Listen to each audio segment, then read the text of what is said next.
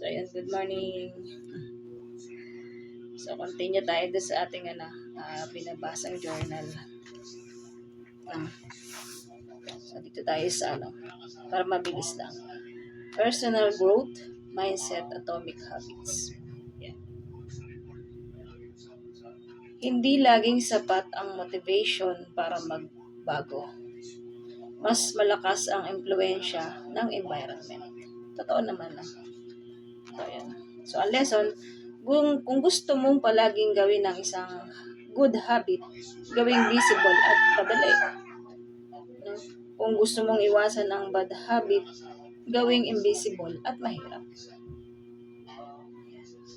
Example,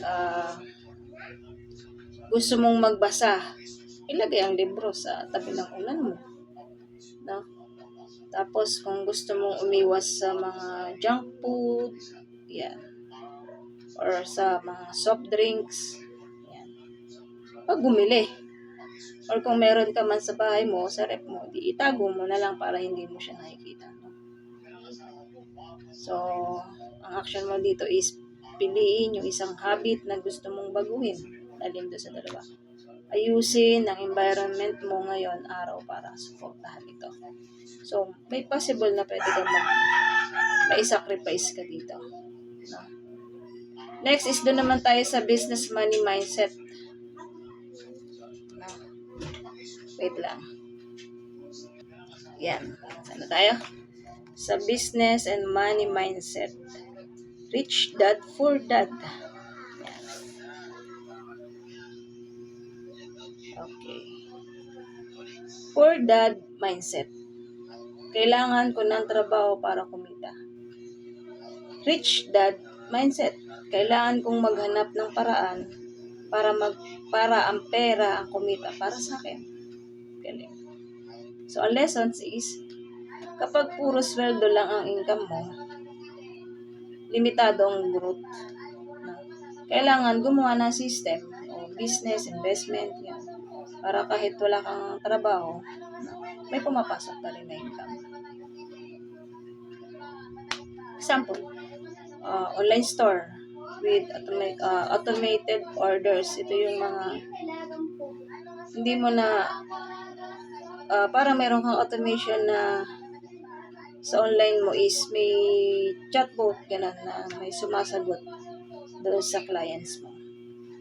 Or pangalawa yung rental property. Kailangan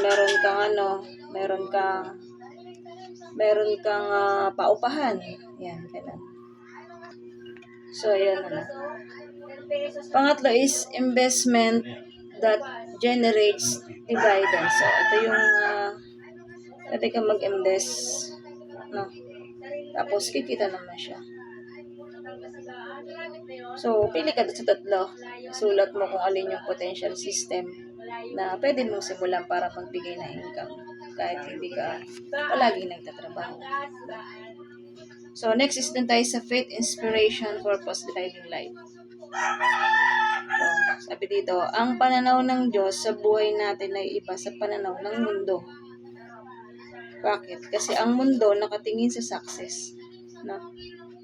Pero ang Diyos nakatingin sa faithfulness.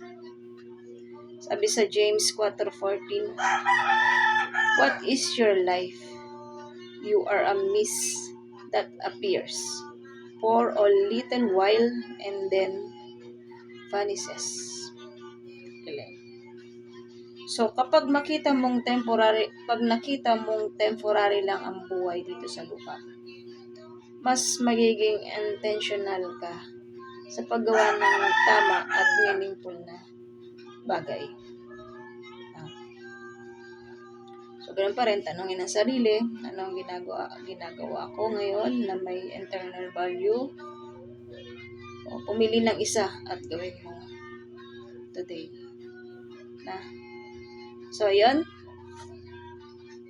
Mas pinadali.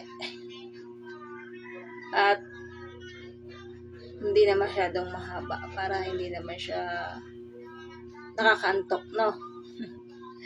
So, paano bukas ulit? Thank you.